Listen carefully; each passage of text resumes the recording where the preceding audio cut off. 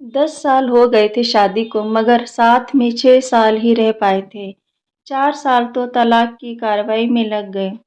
शालिनी और नितिन को आज तलाक के कागज मिल गए थे। दोनों साथ ही कोर्ट से बाहर निकले। दोनों के परिजन साथ थे और उनके चेहरे पर विजय और सुकून के निशान साफ झलक रहे थे। 4 साल की लंबी लड़ाई के बाद आज फैसला हो गया था।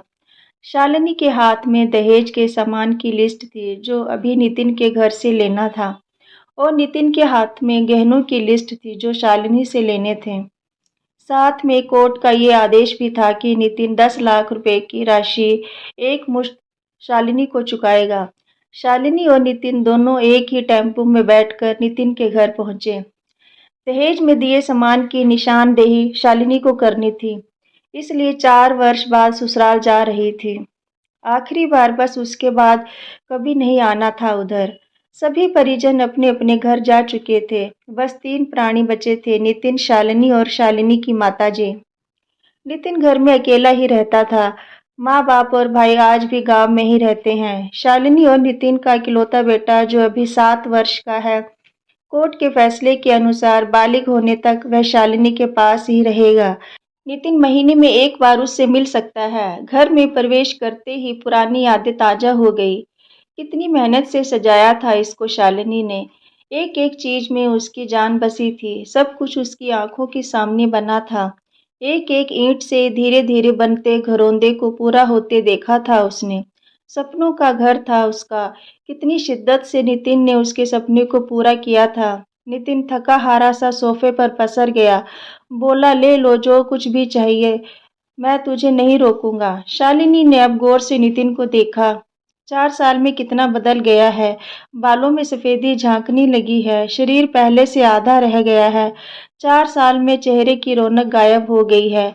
वे स्टोर रूम की तरफ बढ़ी जहां उसके दहेज का अधिकतम सामान पड़ा था। सामान ओल्ड फैशन का था, इसलिए कबाड़ की तरह स्टोर रूम में डाल दिया था। मिला भी कितना था उसको दहेज। प्रेम विवाह था दोनों का। घर वाले तो मजबूरी में साथ हुए थे। प्रेम विवाह था तभी तो नजर लग गई किसी की, क्योंकि प्रेमी जोड़ी को हर कोई टूटता हुआ देखना चाहता है। बस एक बार पी कर बह गया था नितिन। हाथ उठा बैठा था उस पर। बस वो गुस्से में मायके चली गई थी। फिर चला था लगाने सिखाने का दौर। इधर नितिन के भाई भाभी और उधर शालिनी की माँ। नौबत कोर्ट तक जा पहुंची और तलाक हो गया। ना शालिनी लौटी और ना नितिन लेने आया। शालिनी की माँ बोली, कहाँ है तेरा सामान? इधर तो नहीं दिखता। बेच दिया होगा इस शराबी ने। चुप रहो माँ। शालिनी को ना जाने क्यों नितिन को उसके मुंह पर शराबी कहना अच्छा नहीं लगा। फिर स्टोर रूम में पड़े सामान को एक एक कर लिस्ट में मिलाया गया। बाकी कमरों से भी लिस्ट का सामान उठा लिया गया। शालिनी ने सिर्फ अपना सामान लिया, नितिन के सामान को छुआ भी नहीं। फिर शालिनी ने नितिन को गहनों से भरा बैग पकड़ा दिया। नितिन ने बैग वापस शालिनी को दे दिया। रख लो, मुझे नहीं चाहिए, काम आएंगे तेरी मुसीबत में। गहनों की कीमत 15 लाख से कम नहीं थी। क्यों? कोर्ट में तो तुम्हारा वकील कितनी दफा गहने गहने चिल्ला रहा था। कोर्ट की बात कोर्ट में खत्म हो गई शालिनी। वहां तो मुझे भी दुनिया का सबसे बुरा जानवर और शराबी साबित किया गया है। सुनकर शालिनी की मां ने नाक भौं चढ़ाई। नहीं चाहिए, वो 10 लाख भी नहीं चाहिए। क्यों? कहकर नितिन सोफे से खड़ा हो गया। बस यूं ही। शालिनी ने मुंह फेर लिया। इतनी बड़ी जिंदगी पड़ी है, कैसे काटोगी? ले जाओ, काम आएंगे। इतना कहकर नितिन ने भी मुंह फेर लिया और दूसरे कमरे में चला गया। शायद आंखों में कुछ उमड़ा होगा जिसे छुपाना भी जरूरी था। शालिनी की माताजी गाड़ी वाले को फोन करने में व्यस्त थी। शालिनी को मौका मिल गया। वो नितिन के पीछे उस कमरे में चली गई। वो रो रहा था, अजीब सा मुंह बनाकर, जैसे भीतर के सैलाब को दबाने की कोशिश में लगा हो। शालिनी ने भी उसे कभी रोते हुए नहीं देखा था। आज पहली बार देखा। ना जाने क्यों दिल को कुछ सुकून सा मिला, मगर ज्यादा भावुक नहीं हुई। सधे अंदाज में बोली, इतनी फिक्र थी तो क्यों तलाक दिया? मैंने नहीं, तलाक तुमने दिया है। दस्तक तो तुमने भी किए। माफी नहीं मांग सकते थे? मौका कब दिया तुम्हारे घर वालों ने? जब भी फोन किया काट दिया। घर भी आ सकते थे, हिम्मत नहीं थी। शालिनी की माँ आ गई। वो उसका हाथ पकड़कर बाहर ले गई। अब क्यों मुंह लग रही है इसके? अब तो रिश्ता भी खत्म हो गया। माँ बेटी बाहर बरामदे में सोफे पर बैठकर गाड़ी का इंतजार करने लगी। शालिनी के भीतर भी कुछ टूट रहा था। दिल बैठे जा रहा था। वो सुन सी पड़ती जा रही थी। जिस सोफे पर बैठी थी उसे गौर से देखने लगी। कैसे कैसे बचत करके उसने और नितिन ने वो सोफा खरीदा था। पूरे शहर में घूमी थी तब ये पसंद आया था।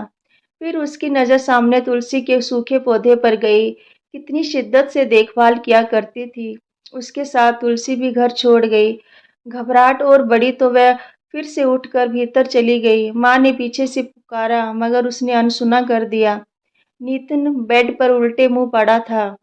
एक बार तो उसे दया आई उस पर मगर वह जानती थी कि अब तो सब कुछ खत्म हो चुका है, इसलिए उसे भावुक नहीं होना है।